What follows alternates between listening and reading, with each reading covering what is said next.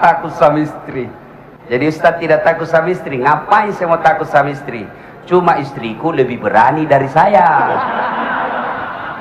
Assalamualaikum warahmatullahi wabarakatuh. Waalaikumsalam.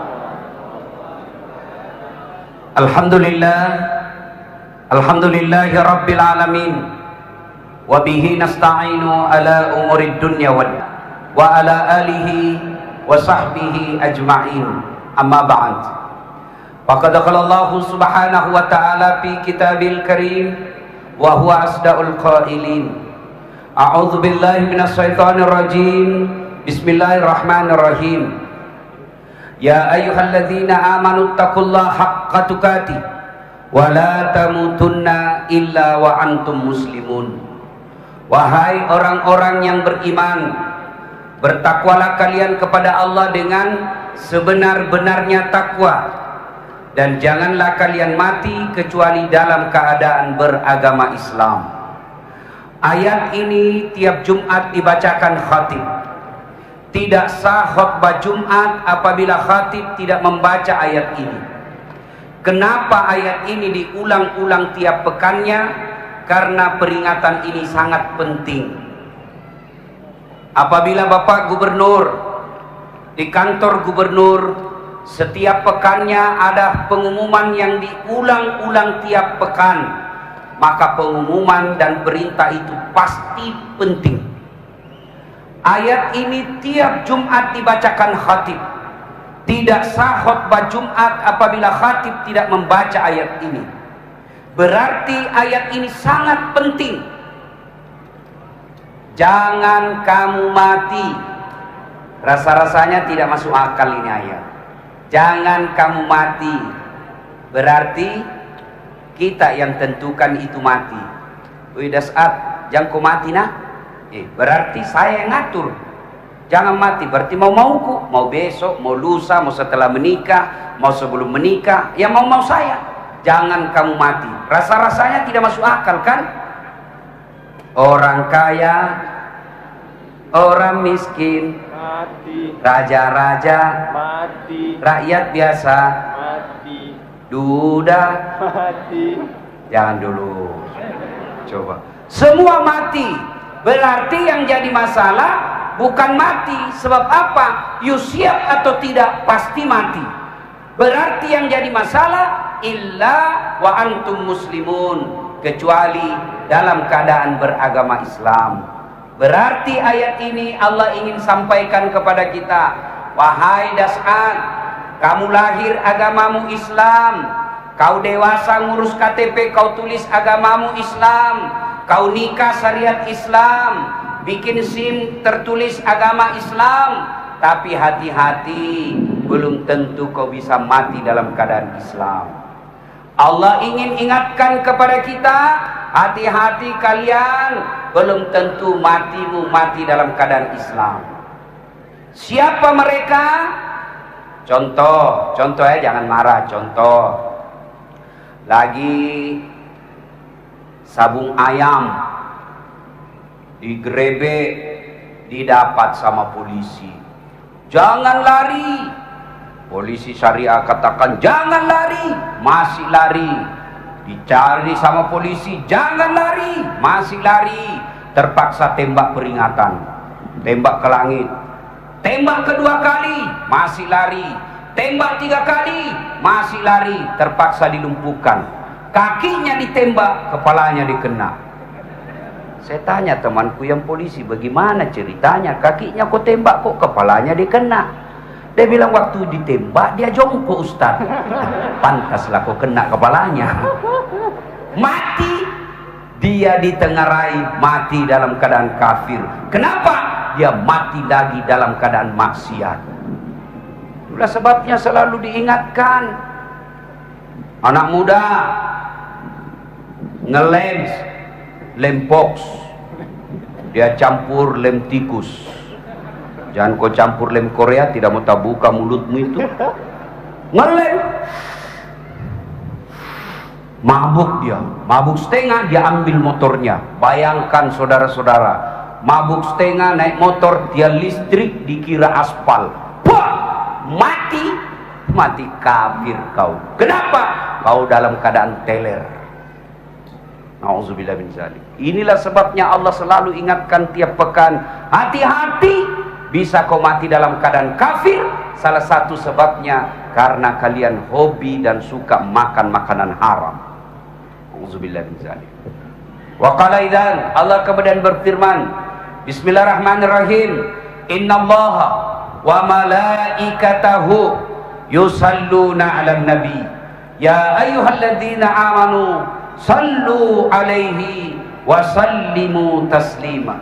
Sesungguhnya Allah dan para malaikatnya bersalawat kepada Rasulullah Muhammad sallallahu alaihi wasallam, maka wahai orang-orang yang beriman, bersalawatlah kalian kepada Rasulullah dengan sebaik-baik salawat. Satu kali Nabi lagi duduk-duduk bersama malaikat Jibril. Tiba-tiba Nabi melihat ada malaikat 1 juta jari-jarinya. Bapak-bapak, berapa jari-jarinya? Berapa? 10. Cacat tuh. Kan ada kaki. 20 mestinya. Ini malaikat 1 juta jari-jarinya. Nabi takjub lalu bertanya kepada Jibril, wahai Jibril, siapa itu malaikat? Banyak betul jari-jarinya. Jibril menjawab, itu malaikat yang Allah tugaskan untuk mencatat air ketika hujan. Kira-kira Satpol PP, polisi setengah, bisa kira-kira catat air ketika hujan? Ada yang bisa? Ada insinyur di sini hebat dalam matematika? Ada yang bisa catat air ketika hujan? Kenapa tidak bisa? Karena jumlahnya banyak betul. Malaikat ini Allah beri tugas catat air hujan. Lalu Nabi bertanya kepada malaikat ini, wahai malaikat, apa kau mampu mencatat air ketika hujan? Iya, aku catat yang jatuh di gunung, aku catat yang jatuh di daratan, aku catat semua yang jatuh di lautan, semua aku catat, tak setetes pun yang tidak aku catat. Makanya Allah kasih saya 1 juta jari-jari. Nih, saya lagi sibuk mencatat. Lalu malaikat ini berkata, wahai Muhammad, ketahuilah, ada amalan yang tidak mampu aku catat jumlah pahalanya. Kapan? Ketika umatmu berkumpul di Masjid Baitur Rahman Banda Aceh, masjid kebanggaan masyarakat Banda Aceh. Mereka memperingati tahun baru Hijriah, lalu mereka bersama-sama bersalawat kepadamu. Aku tidak mampu mencatat betapa banyaknya pahala yang mereka dapatkan malam itu. Subhanallah. Maka kalau kumpul begini jangan ragu-ragu Pak, selawat. Kenapa? Ketika kita umat Islam kumpul seperti ini, rame-rame bersalawat, malaikat tidak mampu mencatat betapa banyaknya pahala orang yang bersalawat pada malam itu. Yuk kita salawat. Siap? Siap? Tapi kita dengar dulu mana lebih kencang suaranya ibu-ibu orang Aceh daripada suaranya bapak-bapak. Bisa? Nah, bapak diam, kita dengar dulu ibu-ibu ya. Ayo Bu, selawat bareng-bareng Bu. Yuk. Salatullah ala toha,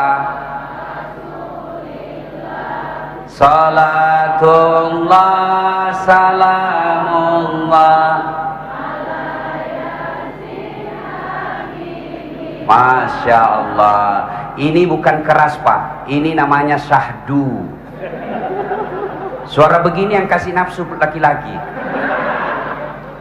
Makanya cewek kalau kau ditelepon laki-laki jangan buat syahdu suaramu. Assalamualaikum. Waalaikumsalam. Bagaimana cowokmu tidak nafsu?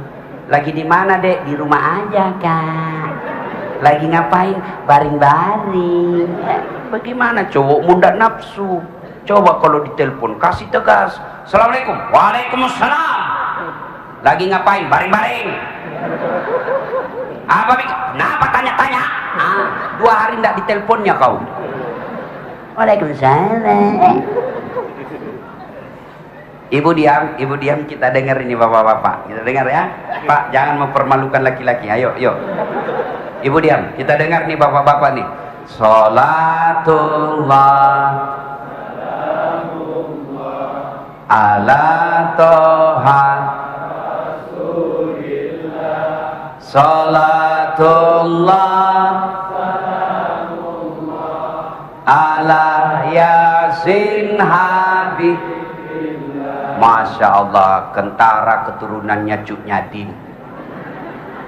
Diam ya, kita dengar ini bapak-bapak yang ambil gas. Kita dengar ini keras suaranya ini. Ayo Pak, jangan mempermalukan panggung Pak. Yuk. Sholat, I love it. Ayo rame-rame, yuk. Sholatullah, salamullah ala toha rasulillah. Sholatullah, salamullah ala Yasin Habibillah. Masya Allah. Terima kasih Bapak Gubernur beserta seluruh jajarannya yang saya muliakan, teristimewa alim ulama, terkhusus Wali Nangro yang insya Allah dimuliakan dan dirahmati oleh Allah Subhanahu wa Ta'ala. Mohon maaf beribu ampun, saya tidak bisa menyebut nama Bapak satu demi satu, di samping karena saya takut salah menyebutnya, juga karena keterbatasan waktu yang kita miliki. Ibu bapak saudara-saudara sekalian, ketika Islam belum disebarkan, belum turun ke Mekah, orang di Mekah waktu itu Tuhannya ada 4: Latta, Manat, Uzza, Hubal. Dan hebatnya mereka membuat Tuhan berdasarkan status ekonomi. Mereka yang sangat kaya, Tuhannya dia bentuk seperti manusia, ada kepalanya, ada tangannya, ada badannya, ada kakinya. Benda yang dibikin satnya terbuat dari emas, yang paling kaya. Yang agak kaya terbuat dari tembaga. Yang miskin dari kayu. Yang paling miskin tepung terigu. Dia bikin kepalanya, dia bikin kakinya, dia bikin badannya, dia bikin kakinya. Ini orang miskin.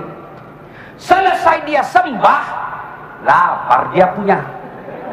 Dia lihat-lihati Tuhannya. Lalu dia bilang, Tuhan, maafkan saya. Saya sudah sembah kau. Sekarang saya lapar. Pengertian dong. Diambil tangannya Tuhannya, dia makan tangan Tuhannya. Dia makan kaki Tuhannya, dia makan badan Tuhannya. Belum juga kenyang, kepalanya pun dia makan. Sekejam-kejamnya bangsa Indonesia zaman dulu, belum ada yang pernah kita dengar dia makan Tuhannya. Tapi Arab jahiliyah dulu Tuhannya dia makan. Dan zaman jahiliyah ibu-ibu, nih ibu-ibu, apa fungsinya wanita zaman itu? 3 saja: dapur, kasur, sumur. Sumur, dapur, kasur. Kasur, sumur, dapur. Takdirnya apa? Dilahirkan hanya untuk melahirkan. Wanita zaman itu tidak ada nilainya. Bahkan wanita zaman itu boleh dipertukarbelikan. Bahkan bisa menjadi barang judian. Contoh, judi suaminya. Kalau kau kalah saya pakai istriku 3 hari. Tuh perempuan zaman dulu sebelum turunnya Islam. Bersyukur Islam hadir, maka sekarang perempuan ada yang menjadi anggota DPR, ada yang menjadi gubernur, ada yang menjadi wali kota. Itu karena jasanya umat Islam mengangkat derajatnya perempuan. Cuma sekarang banyak juga perempuan yang melecehkan dirinya sendiri dengan ikut apa itu saya lihat di televisi, apa yang ikut berkelahi. Apa itu yang ada saya lihat di televisi, tinju. Saya bisa bayangkan bagaimana nasibnya suaminya ini. Kalau disuruh memasak tidak mau, dilipat suaminya Pak. Turun Islam, akhirnya ketika usia Rasulullah 40 tahun, turun Al-Quran. Rasulullah gelisah melihat masyarakat Makkah waktu itu.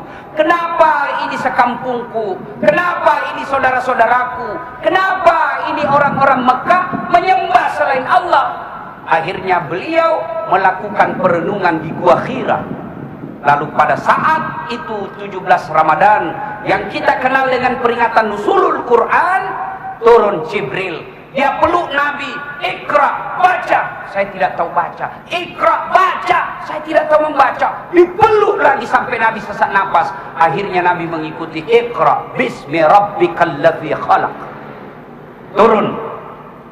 Nabi setelah melakukan perenungan di Gua Hira, turun ke rumah beliau, menggigil, dingin. Dia datang kepada istrinya, lalu berkata kepada Khadijah, wahai istriku sayang, saya dingin menggigil, tolong selimuti saya. Bapak-bapak yang ada di sini, kalau misalnya bapak menghilang 3 hari 3 malam, tidak ada kabar, pulang rumah menggigil, sampaikan ke istri, bu, saya menggigil, tolong selimuti saya. Kira-kira apa jawaban istri bapak? Apa langsung diselimuti? Tidak, diinterogasinya dulu kita, pak. Dari mana kau, mana handphonemu, pulang-pulang menggigil? Khadijah tidak. Berarti perempuan-perempuan malam ini, jika kalian mau hijrah, kalian mau memperingati tahun baru Hijriah, jadilah istri seperti istrinya Rasulullah ketika diperintah suaminya tidak banyak nanya. Oh, kenapa bilang wah susahnya? Ini perempuan sekarang banyak dia jadikan suaminya tahanan kota. Baru 1 jam keluar, di mana kau pak? Saya di kantor. Bohong. Saya di kantor. Bohong. Coba kirim fotomu. Nih. Ada bapak-bapak di sini takut sama istrinya? Ada. Berhenti kau jadi laki-laki. Masa takut sama istri? Jadi Ustaz tidak takut sama istri. Ngapain saya mau takut sama istri? Cuma istriku lebih berani dari saya.